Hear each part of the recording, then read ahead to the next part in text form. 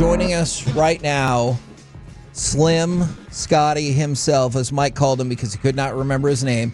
It is Joey Erickson. Welcome to the program. I feel like I haven't heard you on the last couple weeks with us. Well, have you been on vacation? Well, I was with CA and Will a few times over the past few weekends. You guys just never want to have me on. It's okay, but it's a pleasure to be on with you, fellas. It's been a fantastic week. I got to tire pump myself a bit. I had the round of my life on Tuesday. I shot a 74. Oh, I couldn't believe it, so I look forward to not achieving that the rest of the summer. Stars epic third period comeback on Wednesday. I went to Colonial yesterday and enjoyed the Charles Schwab Challenge for a bit, so I'm humming. And it looks like I'm going to go back to Corpus Christi next season for the ice race. So that's good too. So a lot of good stuff this week. I'm fired up for Game 2 tonight. Be awesome if Stars can get another win against the Oilers because no Canadian team can win. I'm with you. It's always been a fact. Yes. Two things. One, the reason we asked you to be on the show is because the fan text and the Twitch was asking for it. Oh, that's so it could have been you. It could have been you. I don't care for you. But I was like, oh, that is a good idea. I should text Slim Scotty. Number two, what was the advice Alec gave you right before we came on air? He said, don't mess up. All right. He used more colorful language to do that. But, yeah. Okay. So I'll try to do him proud. You talked about, you know what, you'd be surprised how many people tell you right before you go on air, don't F don't up. Say F. Hall of Famers say it. Like, you'd be surprised. We talked about if the Stars can get the win tonight. Mm-hmm. We all love the Stars. The Stars are doing great. Yes. Can we perhaps admit, though, in some positions where they have an opportunity to put their foot on somebody's throat, that is perhaps the game where they do not show up particularly well? Yeah, well, we saw that in Game 2 against Winnipeg. We saw that in, what was it, Game 5 against Colorado, Game 6, whatever it was. Yeah, they have a tendency to sleepwalk through some of these contests. But you would think at home that wouldn't happen. Yeah, but the nice thing is they're starting to win some Game 1s, which is nice. So they get off. 2 in a row. They get off on the right foot, but it'll be difficult. Look, Edmonton dominated the first 2 periods of Game 1, but Dallas, credit to them, what they've done really well this season, or at least this postseason, it's just special teams. They're getting power play goals. They're getting timely saves from Otter, and you can win a lot of games doing it that way, but they have to be better at 5-on-5. Yeah. Sorry, I want to go back to something that you were just saying. The first 2 periods, I know there's still a long way to go in the series. Was there any part of you that saw that matchup in the first 2 periods and was like, uh-oh? Oh, absolutely. Yeah. I had already penciled in on my rundown on Locked On Stars all the negatives I was going to talk about. And then that third period happened. I'm like, okay, well, I guess I have to switch course. I was very, very concerned about this series after watching the first 2 periods. They just didn't have any answers. I think they were just a bit overwhelmed by the speed and creativity Edmonton has. It's a much different challenge than Winnipeg, for sure, of course, and even Colorado, who has some similar characteristics.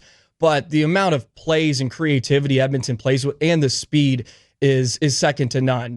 They are truly, truly remarkable. They're deep. And McDavid and Draisaitl, of course, they can create for themselves, but because of their speed and their ability to find space for themselves, it finds space for others. And you can see that on the power play, especially McDavid and Draisaitl. They're just flying through the neutral zone, especially at 5-on-5 too. Yes. More importantly, there was just no resistance. And I think Emily Kaplan on ESPN mentioned heading into period 3, Pete DeBoer was telling the bench, like, you're just making it too easy on them. It's just too easy. And McDavid and Draisaitl are going to get their opportunities, but you have to make it hard. They have to earn it. And Sagan even sort of reflected that in the postgame. He's like, yeah, we just thought we were too easy. They were too easy to beat us. If they are going to beat us, they have to earn it.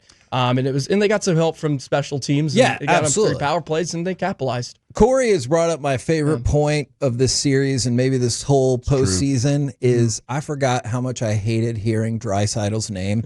He's so good, but God, he's so annoying. Yeah, he's always on the puck. He's probably the best backhand passer in the league. He's just able to find teammates consistently. And yeah, they're fun to watch, but it's butt cheek clinching when they have the puck, right? Like, you're just scared for every time they're coming down the ice. As an announcer in hockey, though, do you drool all over the Canadian players and just ignore the Stars like everybody else does, or is this? Is that just me kind of feeling that way as a Stars fan? I think some of it is just we're Stars. We want to hear the Stars, get their tires pumped a bit more, and it's hard not to drool over McDavid Drive because, as Kevin mentioned, they have the puck like all the time. Yeah. So they get their name said a lot, but here in DFW, we love our Finns, and we're going to go to bat for our Finns at all times. Well, what I said I would really love to see to start this game is Stuart Skinner has shown flashes of he can be phenomenal, and then he turns back into the goalie that I feel like he is most of the time. I don't care if they're great chances or ugly looks. I would love to see a peppering of shots in the first period tonight, specifically to be like, don't forget what happened last time. Don't forget what happened last time. Well, remember Game 4 of last year, the Stars were up 2-0 in that first period. I've said so many times, if they score another one, they probably take Skinner out of that game, and that series changes. But instead, Skinner holds in, and then the comeback occurs. Well, it could be a very similar situation tonight or, maybe later in the series where Dallas has to force Skinner to be the difference for Edmonton because the Oilers are not asking Skinner to really be the difference. He just needs to be one shot better than Jake Ottinger because they believe up front they have enough to beat Dallas. And why wouldn't they believe that? They did it last year, and they do have enough. They're deeper than they were a season ago. But, yes, they have to test him. They have to force Skinner to be the difference. I would like them to be a bit more liberal sometimes with their shooting, especially Duchesne and such, like funnel pucks on net and get to some of those chaos areas, right? If you get to the top of the crease, start jamming some pucks home. And what Dallas did good, they were power play goals, but they took away his eyes. See Miro's goal. There's like that was phenomenal. It's like eye formation in front of him. Robertson hasn't scored a lot. He created that screen for Granlund's tying goal on the power play. So if they can continue to do that, if you can't see it, you're going to get chances. My question on Robertson's face whenever that shot was coming at him, was it, oh crap, it's about to hit me, or I need to get out of the way and I'm terrified of accidentally blocking this shot? Which one was it? Because it did look like fear. Probably a little bit of both. He has to move out of the way. I hope Robo can get going. I know he's probably not 100%. It really stinks that he got that injury in Game 82. And I think is he not Austin Matthews in the playoffs a little bit? Yeah, there's some of that. Like you can look at some of his numbers. I think he has 40 points in 52 playoff games, something like that. It's not atrocious, but I know Stars fans want more out of him. And look, we all do. I don't think it's helped that he's not playing with Hintz. I really don't. But at the same time, if you're Pete DeBoer, why would you break up that Finn line? It's been your best line, and Rantanen and Granlund have great chemistry, and of course with Hintz, I think that hurts Robertson a bit. But also, the Stars haven't found a lot of consistency anywhere else in their lineup, especially up front. They went back to Duchesne with Sagan and Marchment in Game 1. That seemed to work out, at least in the third period. They started to put some shifts together. But other than that, it's been a real hodgepodge. Like they're throwing Steele up with Marchment and Sagan in Game 1. Like they're trying to find some answers. Hopefully the Stars can find a combination that works for him, because it's not like he's playing with the fourth line every night. He's playing with Johnston and Ben. He's playing with Dodonov a bit, and they just cannot seem to find some consistency in his game. Now, you mentioned Jamie Benn. I hope this does not sound like a rude question. We've had this discussion. Is Jamie Benn essentially a somewhat offensively inclined enforcer now? Absolutely. I think that's just where he's at, and he can be. And look, he can be so effective that way. What was really irritating, especially in that Winnipeg series, just the amount of dumb penalties he was taking. And the Stars have gotten caught into some of those issues where they just take the most inopportune penalties. But fortunately, their PK has just been brilliant. It's 87% or something like that. I know Edmonton cashed in on a couple of their opportunities, or at least one of their opportunities in Game 1. But yes, Edmonton's PK is terrible. Yeah. I mean, they went 14 for 14 last season, so it was about time Dallas made them pay for going to the box, and they certainly did. But Jamie Benn can be effective as that offensively inclined for, like he can, like, and you see it when he's at his best and he's throwing his weight around. He can make things happen for himself, and he can just be he can have a positive impact on the game. But he was taking those penalties that just don't make sense. He's just hurting his team. Fortunately, it hasn't really hurt his team on the scoreboard yet, but I was waiting for it to happen at some point. Fortunately, it hasn't really happened for Dallas yet. I do have regarding the dumb penalties, because I've agreed with you. Like there have been some that you're just like, that looked lazy. Yes. Do you agree with the idea, though, that they feel they can play more aggressive because of how good their PK's been? Absolutely. They probably certainly feel that way. And look, and yeah, maybe I'm making too much out of it because their PK has been too good. But they can play aggressive. But sometimes it's like the penalties were like the high sticking sometimes. Yes. And there was one against Winnipeg. I think it was game 1. Sagan was reaching and he pops his stick up and he gets his face. Well, if maybe you use your legs a bit more, get in position. Yeah, get in position. You're not having to reach and you won't take some of those. That's how it felt about all of Marchment's penalties. Well, yeah. Well, speaking of Marchment, his penalty in game 1, I really wasn't that upset with it. I know he tripped the guy, but he was going after the puck and he swiped and he got his sticks in the rails. Like that happens sometimes. Like we can take effort penalties. Like we can accept those when you're working hard, and sometimes your stick just gets caught in skates and guy goes down and you're up to the referee discretion at that point. But yeah, some of it, I think you just got to be in better position. You're not reaching, and you're not going to have to take some of those infractions. Would you be okay if Edmonton continued to forget not to hit people in the face with their stick? Yes. Well, yeah, a lot of Oilers fans, I guess the replay in Canada wasn't very good. They showed it from the side, the Duchesne one. Oh, that was a penalty. So they couldn't see it, and then they thought it was obvious on ESPN. Yeah, they hate it. TikTok's going nuts. Well, they were mad too because the embellishment, and I'm like, okay, you've probably never gotten hit with a stick in your face going full speed. I think you'd. And that's what Duchesne, when he got back in the circle, that was it. He was telling whoever, he was like, "Yeah, you get hit in the face with a stick." Well, and if it's anybody that you want to call for like the Stars have some guys that can theatrical. Like look at Marchment, for sure. Yeah, like Duchesne's probably not one of them. I think he would be on my short list of guys that probably doesn't embellish as much. Now, we talked about this before the series. This hasn't been a big irritation for me, but it hasn't really cost them in particular. And I know Edmonton is very good at making a comeback, but the Stars have now given up the first goal 11 times in their 14 playoff games. That feels like a recipe for disaster, and yet it hasn't really affected them that much. It's a complete 180 from the last month of the regular season where they went on that horrific stretch, and the amount of third period blown leads the Stars had that month. I think they had 3 in a row, like a couple multi-goal leads, and now they're just finding a way to hang in games. And I think Jake Ottinger deserves a lot of credit for that. He's been spectacular, just holding Dallas in. And after Edmonton got 3 the other night, he just shut it down from there. And that was really, really crucial just to keep Dallas within reach, because once the Stars find the rhythm, and this has sort of been a theme, I guess, throughout the postseason, they just take a while to at least get to their game.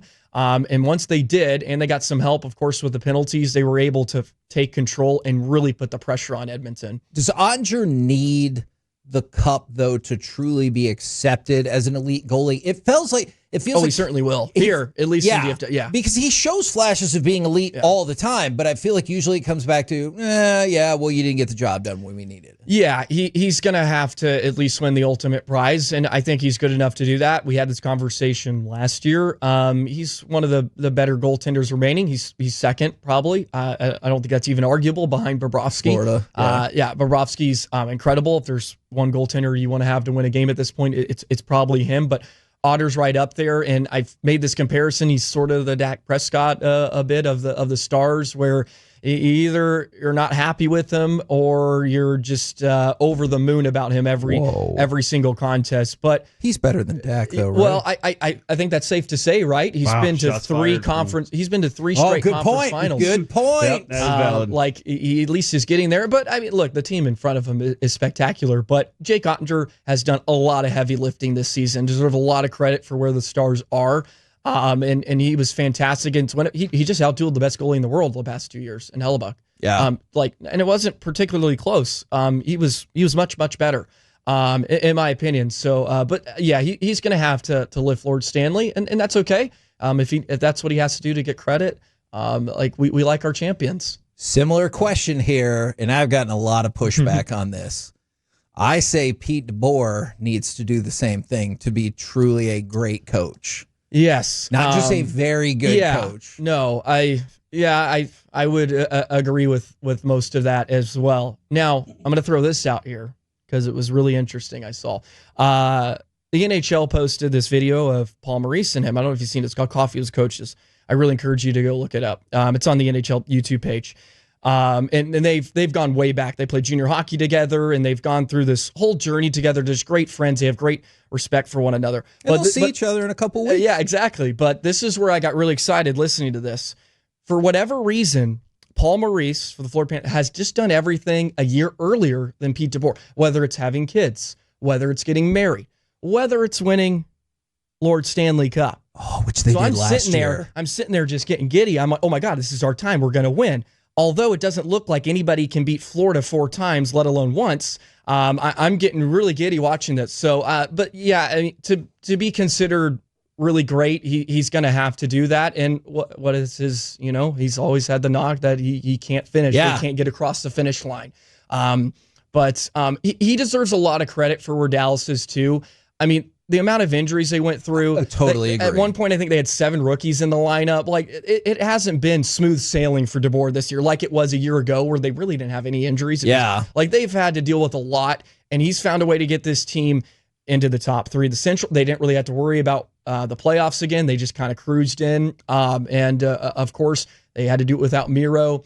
And Robo in round 1. So he deserves a lot of credit too. I kind of view him at times, and I've made this comparison to you before, Corey, as Andy Reid in terms of once the championship was there, I feel like more people reflected on, holy crap, and he made it to the Super Bowl and a whole bunch of conference championships. Man, he's really good. Where before the Super Bowl, I feel people are like, oh yeah, he's good, but they're not going to win. Well, sometimes it's that one player too, right? Like Mahomes comes in, he's awesome. Maybe Mikko Rantanen can be that a bit. And he's been so fun to watch, and there was a lot of flack on him early. But man, you cannot deny his offensive numbers in the postseason. He's well over a point per game. He's in very, very good company, and he's incredible to watch, and he's fit right in here in Dallas, which is nice. I know we didn't talk about him much, but happy birthday to Essa Lindell. Yeah. Oh. We never talk about him enough, do we, Corey? Not enough. He's unreal. Jake Ottinger said a few times throughout the season he's the best defensive defenseman in the world. Okay. And at points I'm like, that may be a bit hyperbolic, but then you think about it, you're like, no, like he's right. He's up there with the Jacob Slavins of the world. He plays for Carolina. He's up there, and he's a lot of fun to watch. Also, Starks got his contract done early for, I think he's 4-year extension, maybe it's 5 years, but he was done this season, so he's going to be around, and he's just a stalwart. He had an unreal Game 6 against Winnipeg too. He was fun sure to there watch. was no Game 7. Hey, did you guys notice too at the end of once Edmonton pulled Skinner for the empty net? All 5 Finns were on the ice. I know. Yeah. Look at that. And Essa Lindell's the empty net assassin. You need somebody to score on an empty net. He's you the give guy. it to Lindell. 200 feet away, he's going to hit the bullseye.